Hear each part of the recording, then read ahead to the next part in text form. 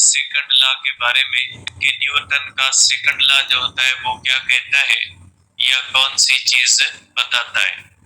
उसके अंदर दो तीन चीजें ऐसी है जो आपको बतानी है कि इसके अंदर आप किस तरह से उन चीजों को डील करोगे। देखिए बेटा, एक तो आपके जहन में ये जो फार्मूला होना चाहिए न्यूटन के लॉ का, इसमें ये जो फोर्स आती है, सेकंड लॉ ऑफ मोशन हम पढ़ रहे हैं बेटा, ये सेकंड लॉ ऑफ मोशन के अंदर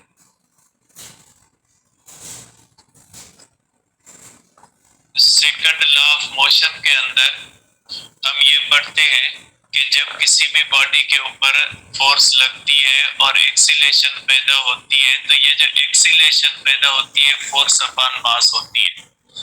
इसके अंदर ये जो फोर्स होती है ना बेटा, ये फोर्स जो है ये होती है net force.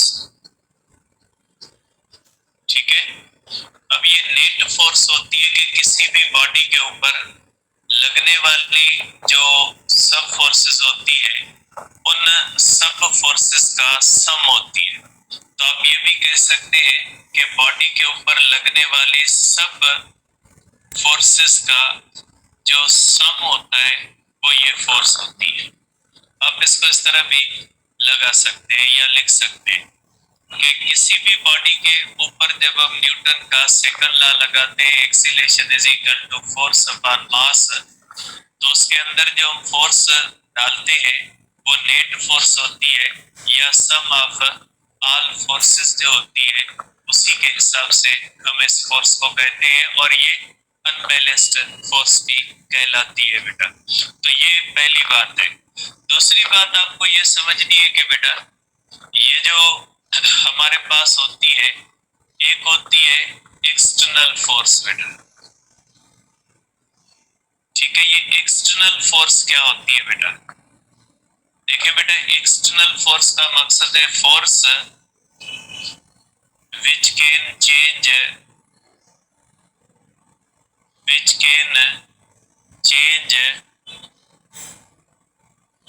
Momentum of body बेटा।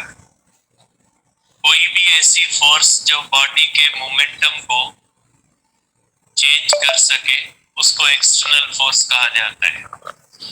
ठीक है बेटा, अब सपोज करें आप गाड़ी के अंदर बैठे हैं, आप गाड़ी के अंदर बैठ के किसी चीज के ऊपर आप फोर्स लगाते हो तो गाड़ी तो मूव नहीं करेगी ना।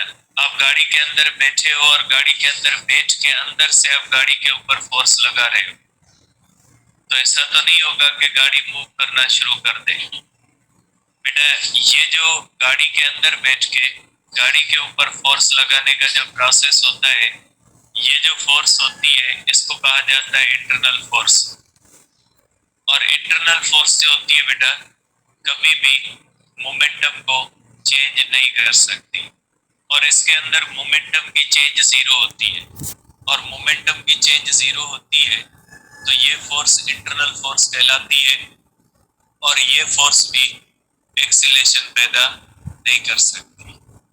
याद रखिएगा बेटा, इंटरनल फोर्स जो होती है वो मोमेंटम को चेंज नहीं कर सकती। अगर चेंज इन मोमेंटम जीरो है तो आपको पता है कि rate of change of momentum is equal to zero, means उस बॉडी के ऊपर जीरो फोर्स लग रही है। इंटरनल फोर्स को हम जीरो कंसीडर करेंगे क्योंकि वो अंदर की फोर्स होती है, वो मोमेंटम को चेंज नहीं कर सकती। ठीक बेटा, अब दूसरी होती है जो है वो एक्सटर्नल फोर्स, ये बाहर की फोर्स है बेटा। इंटरनल की मैंने डेफिनेशन नहीं लिखी, इंटरनल की डेफिनेशन लिख लेता हूँ बेटा। Internal force, force which cannot change, which cannot change बेटा मोमेंटम ऑफ बॉडी। और एक्सटर्नल फोर्स जो होती है बेटा वो मोमेंटम को चेंज कर सकती है, इंटरनल फोर्स नहीं कर सकती। एक्सटर्नल फोर्स जो होती है बेटा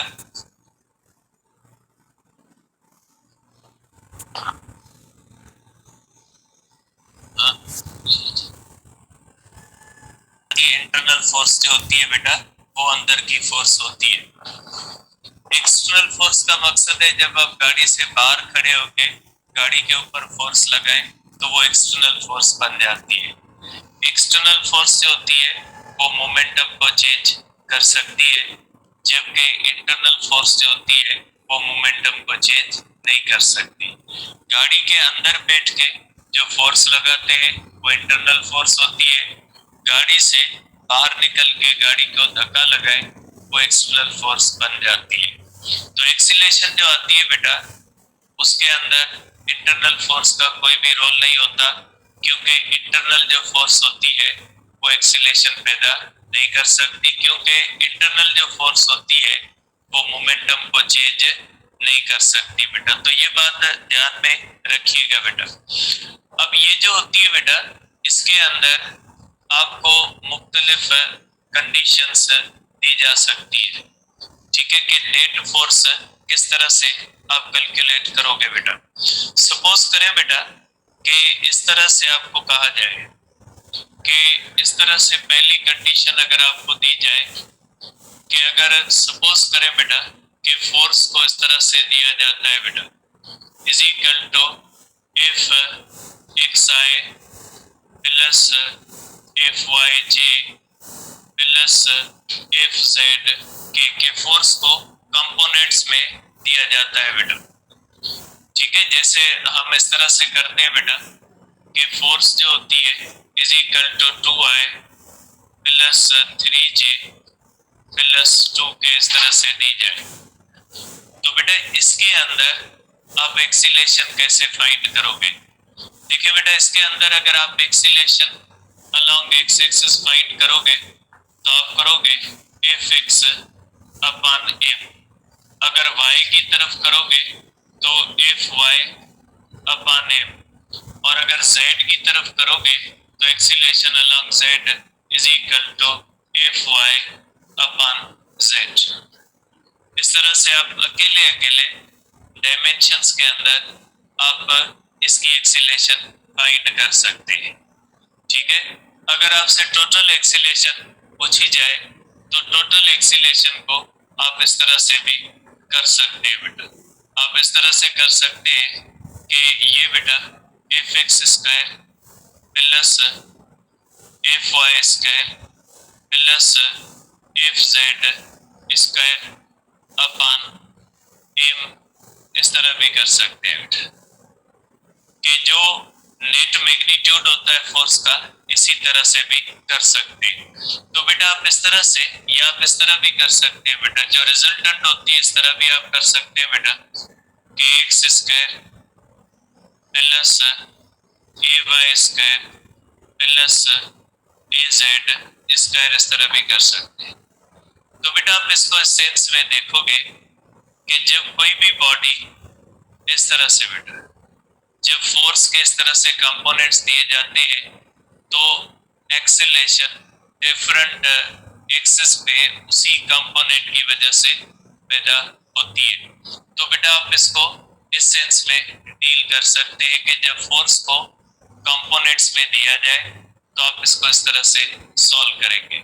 याद रखिएगा कि जो न्यूटन का लॉ होता है, न्यूटन के लॉस के अंदर बेटा, जो न्यूटन के लॉज होते हैं इनके अंदर जो फोर्स होती है सेकंड लॉ के अंदर, ये जो एफ अपॉन एम होता है, ये एफ जो होती है ये नेट फोर्स होती है, रिजल्टेंट फोर्स होती है, अनबैलेंस्ड फोर्स होती है, एक्सटर्नल फोर्स होती है। अगर एक्सटर्नल फोर्स एक से ज्यादा होती है तो उन सब का सम जो होता है वो हम डालते हैं, ठीक है। तो ये बात ध्यान में रखिएगा बेटा।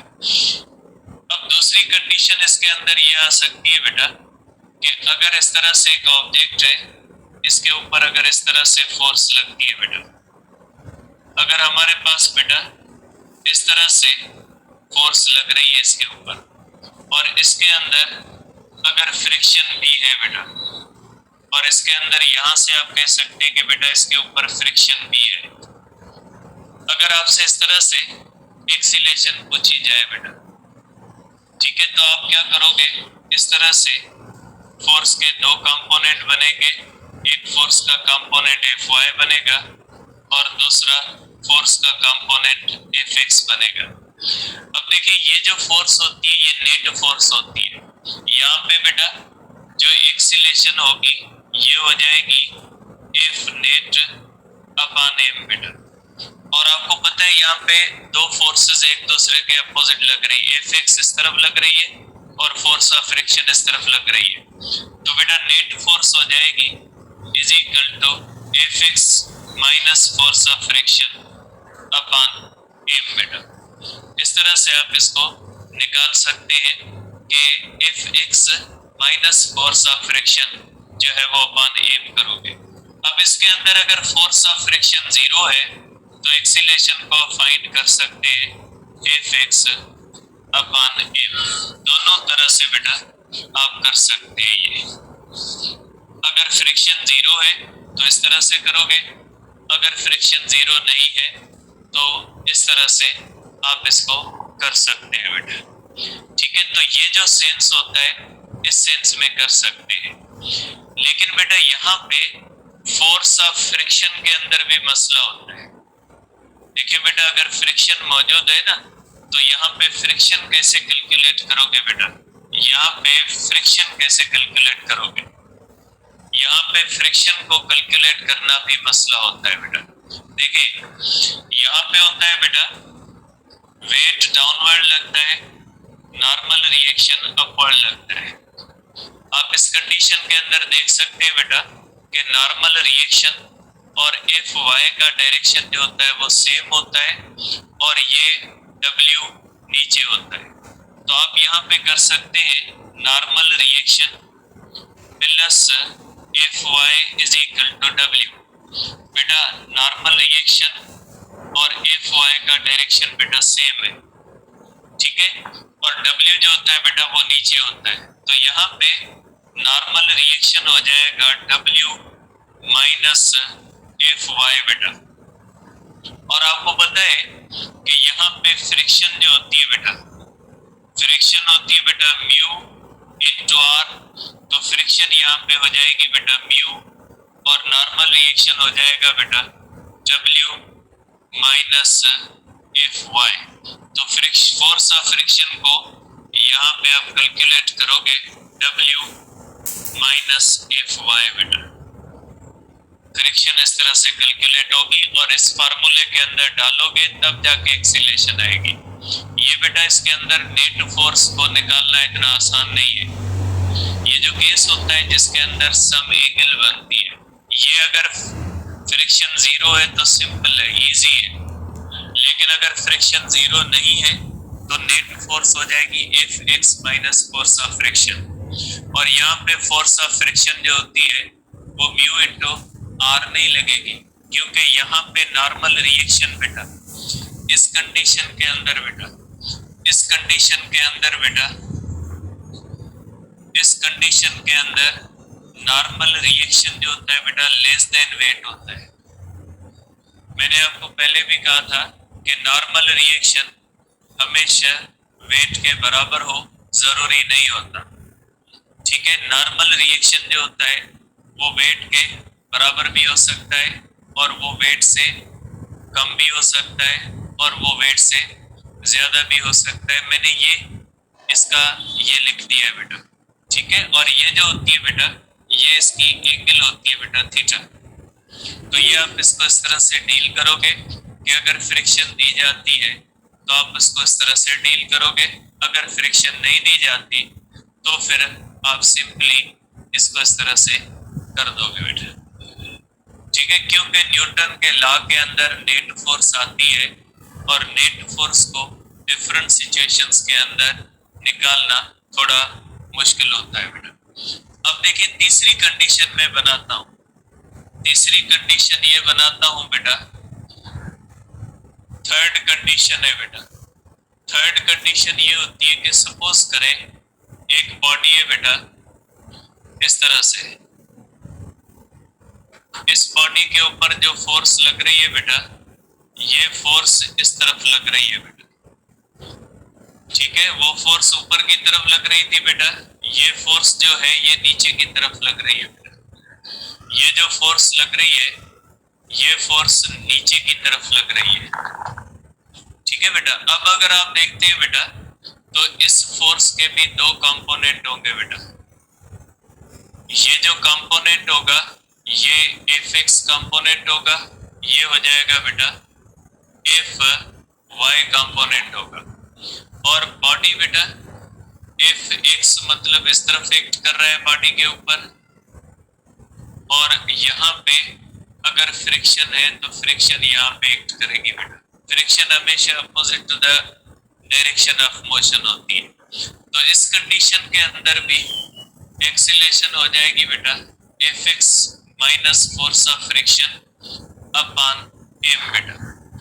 अगर फ्रिक्शन जीरो है तो यहाँ पे भी केस सिंपल हो जाएगा कि एक्सीलेशन हो जाएगी एफ एक्स अपॉन एम बेटा।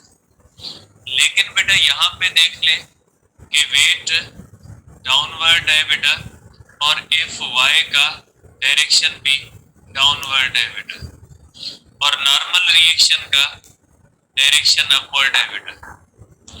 तो इस कंडीशन के अंदर अगर आप फ्रिक्शन कैलकुलेट करोगे तो फ्रिक्शन कैसे आएगी बेटा। इस कंडीशन के अंदर आप देख सकते हैं बेटा कि F Y plus weight is equal to हो जाएगा नॉर्मल रिएक्शन बेटा, मींस नॉर्मल रिएक्शन हो जाएगा वेट प्लस एफ वाई हो जाएगा बेटा, और फोर्स ऑफ फ्रिक्शन कितनी हो जाएगी mu into R is equal to mu W plus F Y. Therefore force of friction होती है mu W plus F Y. और इस कंडीशन के अंदर आप देख सकते हैं बेटा कि नॉर्मल रिएक्शन जो होता है बेटा, ठीक है, नॉर्मल रिएक्शन आप देख सकते हैं बेटा कि normal reaction greater than weight है बेटा। इस कंडीशन के अंदर नॉर्मल रिएक्शन जो होता है वो ग्रेटर देन वेट होता है। तो नॉर्मल रिएक्शन बेटा हमेशा वेट के बराबर हो जरूरी नहीं होता। नॉर्मल रिएक्शन जो होता है वेट के बराबर भी हो सकता है और नहीं भी हो सकता, वो बड़ा भी हो, ज्यादा भी हो सकता है और कम भी हो सकता है। ये चौथा केस सिंपल मैं कर देता हूँ इसको, कि अगर कोई भी बॉडी इस तरह से हॉरिजेंटल सरफेस पे है और उसके ऊपर हॉरिजेंटल फोर्स लग रही है बेटा, तो इस कंडीशन के अंदर बेटा वेट और नॉर्मल रिएक्शन जो होते हैं वो बराबर होते हैं, और एक्सीलेशन सिंपली जो बेटा अगर यहाँ पे फ्रिक्शन लग रही है और तो यहाँ पे हो जाएगा अपॉन एम, और यहाँ पे जो फ्रिक्शन होती है बेटा अगर जीरो होती है तो एक्सीलेशन हो जाएगी बेटा एफ अपॉन एम, क्योंकि फोर्स ही हॉरिजॉन्टल बेटा। और यहाँ पे अगर आप फ्रिक्शन कैलकुलेट करोगे तो नॉर्मल रिएक्शन के बराबर होगे। इस कंडीशन के अंदर नॉर्मल रिएक्शन और वेट बराबर होते हैं बेटा। इस कंडीशन के अंदर नॉर्मल रिएक्शन बराबर होता है बेटा वेट के, आप लिख सकते हैं इसको। हॉरिजॉन्टल फोर्स जब लगती है तो नॉर्मल रिएक्शन बराबर होता है वेट के, या कोई फोर्स नहीं लग रही बाहर से, सिर्फ वेट और नॉर्मल रिएक्शन है तो भी ये हो सकता है बेटा। तो नॉर्मल रिएक्शन बेटा जरूरी नहीं है कि वेट के बराबर हो भी सकता है, नहीं भी हो सकता। तो इस तरह से जो डायग्राम बेस्ड चीजें होती है उनको आप इस तरह से डील करोगे। और भी बहुत सारे डायग्राम्स होते हैं, लेकिन इतना आपको डीप इसके अंदर नहीं जाना। सिंपली आपके माइंड में होना चाहिए कि अगर डिफरेंट सिचुएशंस के अंदर ज्यादा फोर्सेस आ जाती है तो हम उनको किस तरह से एक्सेलरेशन को डील करेंगे, तो आप इसको इस तरह से डील कर सकते हैं डायग्राम के ऊपर, या जब किसी भी बॉडी के ऊपर एक से ज्यादा फोर्सेस लग रही होती है तो सिंपली उन सब फोर्सेस का रिजल्टेंट निकाल के फिर आप उसको सॉल्व करोगे। अगर फ्रिक्शन इन्वॉल्व हो जाती है तो फ्रिक्शन के अंदर ये चीजें होती है जो आपने अभी देखी है बेटा, ठीक है। और इंक्लाइंड प्लेन भी इसी के अंदर आ जाती है। तो ध्यान में रखिएगा बेटा कि न्यूटन के लॉस के अंदर ये जो बाद वाले टॉपिक्स सब है ये न्यूटन के लॉस का हिस्सा है। तो आप ये नहीं समझिएगा कि पीएमसी के सिलेबस में जब न्यूटन्स लॉज कहा गया है तो सिर्फ न्यूटन के लॉज आपको पढ़ने हैं। बेटा न्यूटन के लॉज जब आ जाते हैं तो ये जो स्ट्रिंग होता है ये भी केस होता है न्यूटन के लॉज का। ये जो स्ट्रिंग के अंदर हम पढ़ते हैं कि body is connected by string, ये भी न्यूटन्स लॉ है। मोमेंटम जो होता है ये भी न्यूटन के लॉज के अंदर आता है। इलास्टिक बुलियन आती है ये भी न्यूटन के लॉज के अंदर आती है। इंक्लाइंड प्लेन आती है ये भी न्यूटन के लॉज का हिस्सा है। तो ये सब की सब चीजें जो बेटा बाद वाले टॉपिक्स हैं ये सब के सब न्यूटन के लॉज का हिस्सा है, क्योंकि न्यूटन के लॉज जो होते हैं वो फोर्स से डील करते हैं और इन सब के अंदर सब चीजों के अंदर फोर्सेस इन्वॉल्व होती है बेटा। ठीक है, तो ये बेटा इसको इस सेंस में या इस तरह से देखिएगा बेटा। ठीक है बेटा, अब दूसरी बात बेटा, अब इसका एक और जो है वो होता है जिसके अंदर हम कहते हैं कनेक्टेड मोशन बेटा, कि जब दो बॉडीज कनेक्ट होती है बेटा तो भले एक का मास ज्यादा हो या एक का मास कम हो, उनकी एक्सीलेशन सेम होती है बेटा। तो आप इसको इस तरह से देखेंगे बेटा। पांचवा केस है बेटा, पांचवा केस है कनेक्टेड बॉडीज का बेटा। अगर इस तरह से कनेक्टेड बॉडीज हो बेटा, सपोज करें इस तरह से हमारे पास कनेक्टेड बॉडीज है। एक बॉडी है बेटा, इसका मास m1 है, दूसरी बॉडी है उसका मास m2 है बेटा, और इसके ऊपर अगर आप फोर्स लगा रहे हो F इस तरह से। ठीक है, अब अगर इसके अंदर फ्रिक्शन को इन्वॉल्व करेंगे थोड़ा ज्यादा कॉम्प्लिकेटेड हो जाएगा। मैं इसके अंदर फ्रिक्शन को इन्वॉल्व नहीं कर रहा क्योंकि ये जो है वो ज्यादा डीप चला जाएगा इसके अंदर। अब अगर इसके अंदर एक्सीलेशन आप देखें बेटा, सपोज करें m1 लेस देन m2 है, बट ये बॉडीज कनेक्टेड बॉडीज है बेटा। जब दो या दो से ज्यादा बॉडीज कनेक्टेड होती है, मैं ये आपको समझे कि एक शॉर्ट बात बता रहा हूँ कि जब कनेक्टेड बॉडीज होती है, जैसे आपके सिंध के बुक के अंदर केसेस हैं, पुलिस वाले केसेस हैं, या चैप्टर 3 के एक्सरसाइज के अंदर भी इस तरह से लास्ट वाले 3-4 क्वेश्चंस दिए गए पुलिस वाले, उन सब को आप एक ही पॉइंट के ऊपर सॉल्व कर सकते हैं। तो बेटा ये आपको पता है कि जब उनमें से आपको एक्सीलेशन फाइंड करने का कहा जाता है, तो एक्सीलेशन का मकसद होता है फोर्स अपॉन मास। याद रखिएगा बेटा, कनेक्टेड बॉडीज का मास सिंगल मास माना जाता है। अगर इसका मास 1 किलोग्राम है, इसका मास 3 किलोग्राम है, तो आप इसको सिंगल बॉडी कंसीडर करके 4 किलोग्राम समझ सकते हैं। तो जो बॉडीज कनेक्टेड होती है, वो कनेक्टेड बॉडीज जो होती है वो सिंगल बॉडी कंसीडर की जाती है। इसका मास अगर 1 किलोग्राम है, इसका मास अगर 3 किलोग्राम है, आप इसको सिंगल बॉडी कंसीडर कर सकते हैं। और इसकी एक्सीलेशन जो होती है बेटा, पहली बात ये कि एक्सीलेशन इनके अंदर एक्सीलेशन सेम होती है। Acceleration is same for both bodies बेटा, दोनों बॉडीज की एक्सीलेशन सेम होती है बेटा।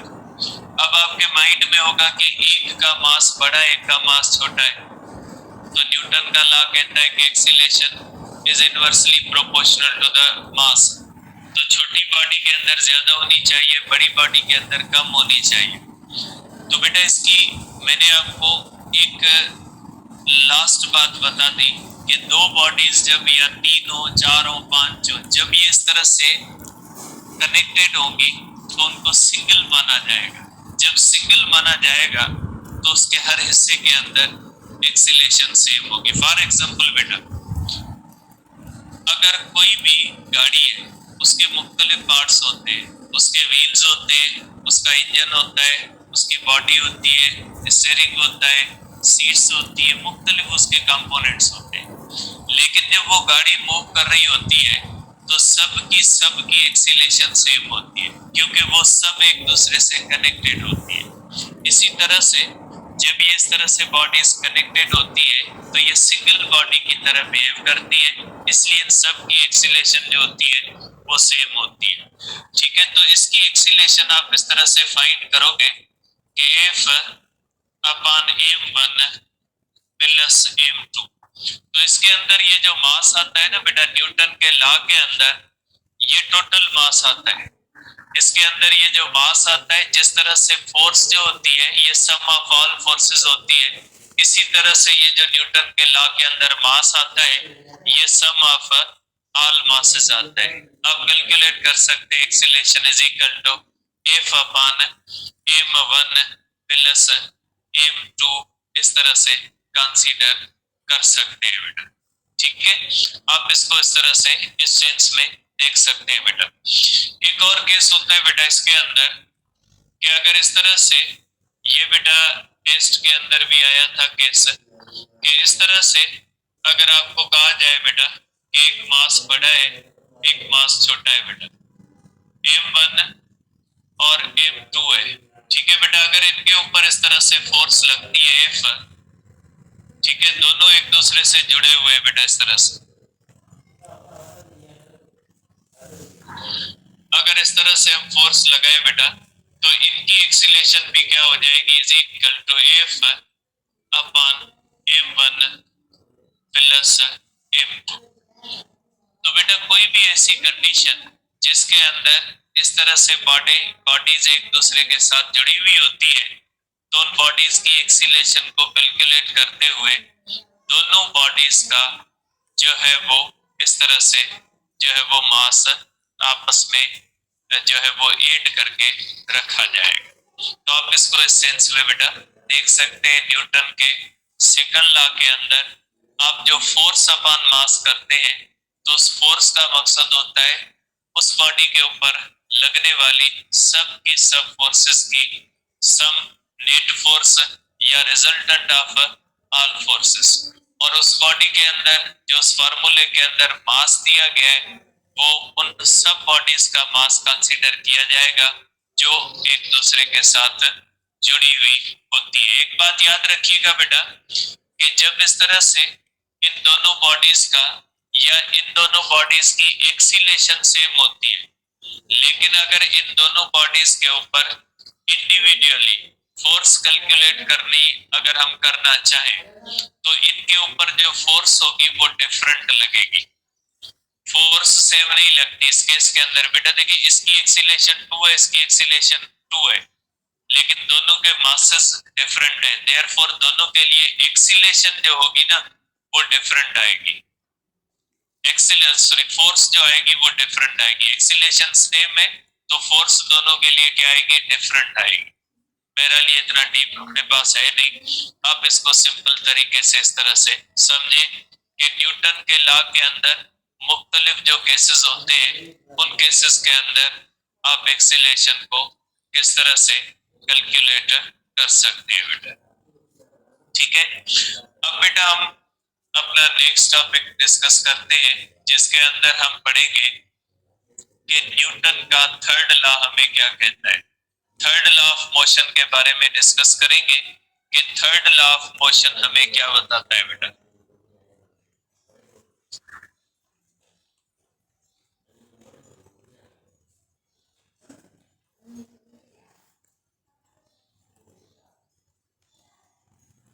देखिए बेटा थर्ड लॉ ऑफ मोशन हमें क्या कहता है या थर्ड लॉ ऑफ मोशन हमें क्या बताता है। बेटा थर्ड लॉ ऑफ मोशन जो होता है वो हमें ये चीज बताता है कि जब आप किसी भी बॉडी के ऊपर फोर्स लगाओगे, आप किसी भी चीज के ऊपर फोर्स लगाओगे तो उस बॉडी की तरफ से एक रिएक्शन भी आएगा। तो ये जो थर्ड लॉ होता है ये हमें कहता है कि हर एक्शन का एक रिएक्शन होता है। फॉर एग्जाम्पल अगर आप किसी भी बॉडी के ऊपर इस तरह फोर्स लगाओ और वो उसकी तरफ से आपके ऊपर फोर्स ना लगे, ऐसा नहीं हो सकता। मींस सिंगल फोर्स नहीं हो सकती, फोर्सेस हमेशा किस में होती है, पेयर में होती है। जब आप इस तरह से दीवार के ऊपर फोर्स लगाते हो तो आप ये कंसीडर करो कि सिर्फ दीवार के ऊपर फोर्स लगे, आपके हाथ के ऊपर फोर्स ना लगे, तो ऐसा नहीं होगा। अगर दीवार के ऊपर फोर्स लगेगी तो दीवार की तरफ से एक रिएक्शन भी होगा जो आपके हाथ पे लगेगा। तो हर कंडीशन के अंदर होती है ये कि जब आप किसी भी बॉडी के ऊपर फोर्स लगाते हो, जब आप एक्शन लगाते हो, तो उसकी तरफ से एक रिएक्शन भी आता है। मीन्स यूनिवर्स के अंदर सिंगल फोर्स एग्जिस्ट नहीं करती, यूनिवर्स के अंदर जो फोर्सेस होती है वो पेयर के अंदर एग्जिस्ट करती है। तो पहली बात ये होगी इसकी बेटा कि आप कह सकते हैं कि इसके अंदर single force does not exists. ठीक है, forces are always in pair. Forces जो होती है बेटा वो पेयर के अंदर होती है बेटा। और इसकी स्टेटमेंट आपको पता है, टू एवरी एक्शन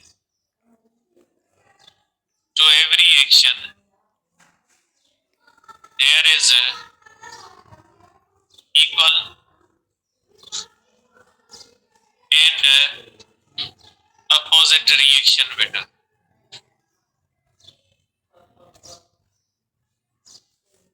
ठीक है, आप इस तरह से कह सकते हैं कि हर एक्शन का इक्वल और अपोजिट रिएक्शन होगा बेटा। इसको हम कहते हैं एक्शन रिएक्शन की फोर्सेस। ठीक है, सपोज करें बेटा कि अगर इस तरह से कोई भी बॉडी आ रही है बेटा, ये बॉडी आप कह ले ए, और अगर ये बॉडी आ रही है बेटा, इसको कह ले आप बी बेटा। जब ये एक दूसरे के ऊपर बेटा एक दूसरे से टकराएंगी, ये दोनों बॉडीज, आप ये कंसीडर करें कि ये दोनों बॉडीज टकरा रही है बेटा, तो ये एक दूसरे के ऊपर फोर्स लगाएंगे बेटा। और ये जो फोर्स होगी बेटा, force of A on B होगी, और ये force of B on A होगी बेटा।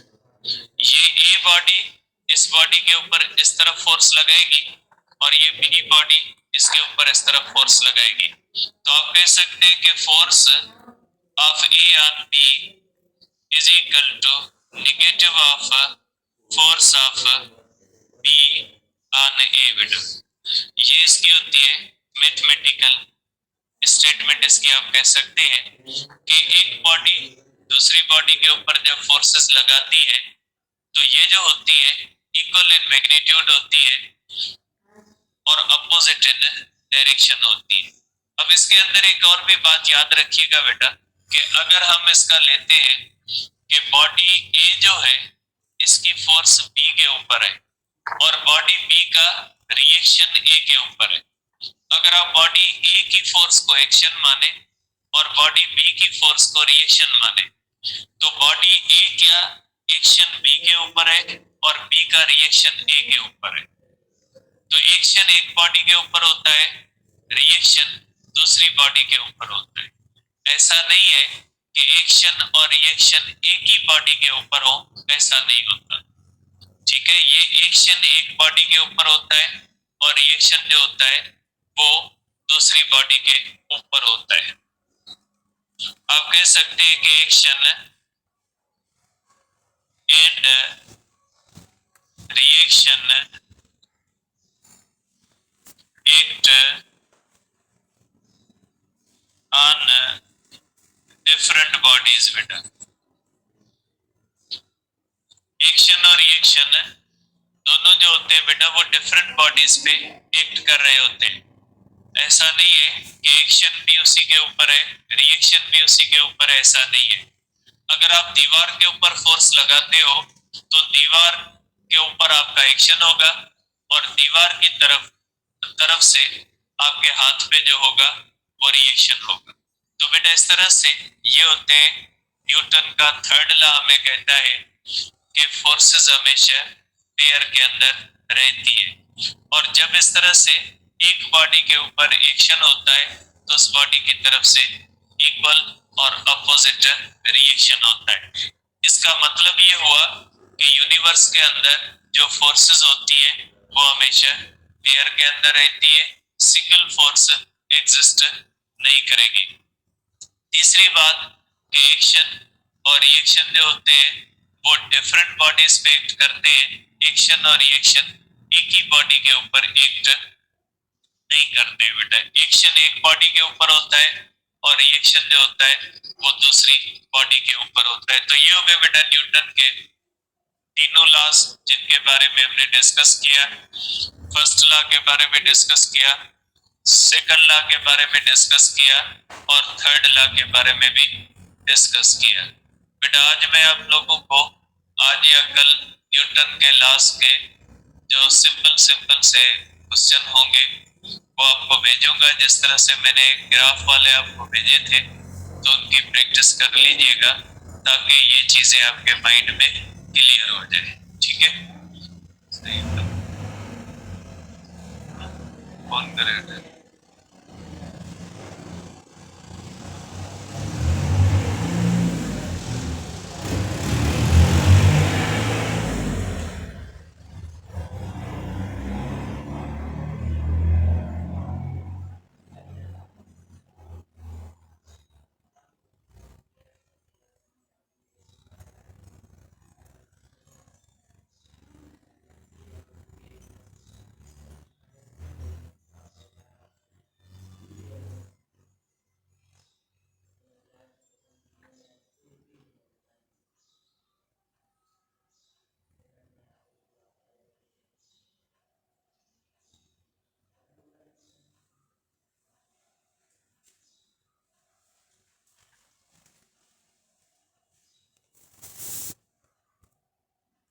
जो है वो नेक्स्ट जो हमारा टॉपिक है बेटा कनेक्टेड बॉडीज का है, जिसके बेसिक्स जो होते हैं बेटा वो आज हम करेंगे।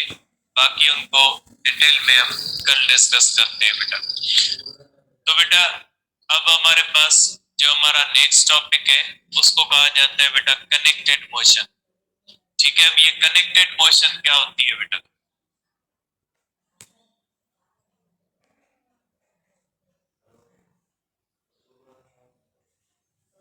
बेटा कनेक्टेड मोशन का मकसद है motion of bodies connected with material medium. जब दो या दो से ज्यादा बॉडीज एक दूसरे के साथ मटेरियल मीडियम के साथ कनेक्टेड हो तो उसको कनेक्टेड मोशन कहा जाता है। बेटा मटेरियल मीडियम क्या होता है बेटा? Motion of bodies, motion of bodies connected with each other with material medium। बेटा रस्सी के साथ, धागे के साथ या ऐसी किसी भी चीज के साथ जब आपस में कनेक्टेड हो तो ऐसी मोशन को हम क्या कहते हैं बेटा? कनेक्टेड मोशन बेटा। अब ये कनेक्टेड मोशन के अंदर इस तरह से सपोज करें कोई भी बॉडी है, ये इस तरह से सस्पेंडेड है। ठीक है, सॉरी बेटा ये जो हमारे पास पुली वाले केसेस होते हैं इस तरह से बेटा ये भी कनेक्टेड मोशन है।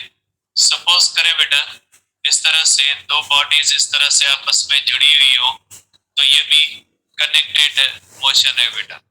कनेक्टेड मोशन का मकसद है ऐसी मोशन जिसके अंदर बॉडीज एक दूसरे से जुड़ी हुई हो। अब इसके अंदर बेटा हम पहला लेते हैं स्ट्रिंग। स्ट्रिंग किसको कहा जाता है बेटा? अब देखिए बेटा स्ट्रिंग का मकसद है कोई भी धागा, कोई भी रस्सी जो वेटलेस हो, बहुत ही लाइट हो। वेटलेस तो जाहिर है कि कोई भी चीज बगैर वेट के तो नहीं हो सकती, उसका मास तो होगा। कोई भी चीज बहुत ही हल्की हो, ठीक है, वेटलेस हो, इनएक्सटेंसिबल हो कि उसको आप अगर खींचे तो वो इस तरह से एक्सटेंड ना हो। ठीक है, और जिसके अंदर बेटा जो इस तरह से खींचने से टूट जाए, लेकिन रबड़ की तरह या आम चीजों की तरह उसके अंदर एक्सटेंशन ना आए। तो बेटा आप कहोगे कि कोई भी ऐसी रस्सी या कोई भी ऐसा धागा, कोई भी ऐसी चीज जो वेटलेस हो और इनएक्सटेंसिबल हो, तो उसको हम कहेंगे कि ये बेटा स्ट्रिंग है।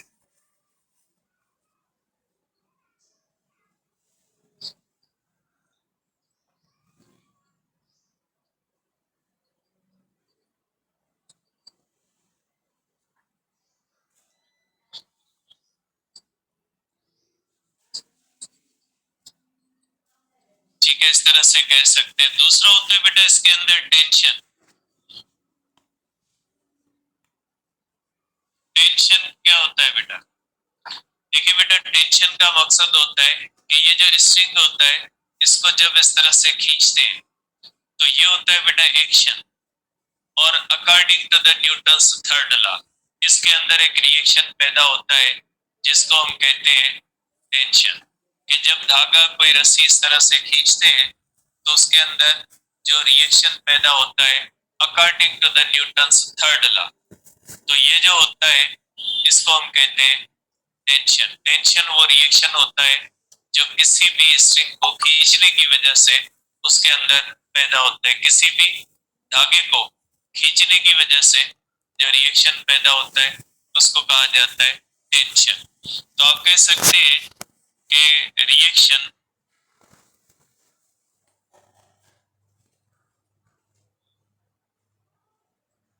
when force is applied on a string, then according to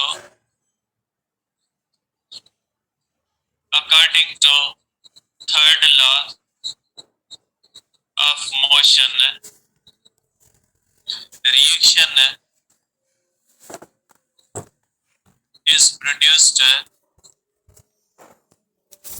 which is called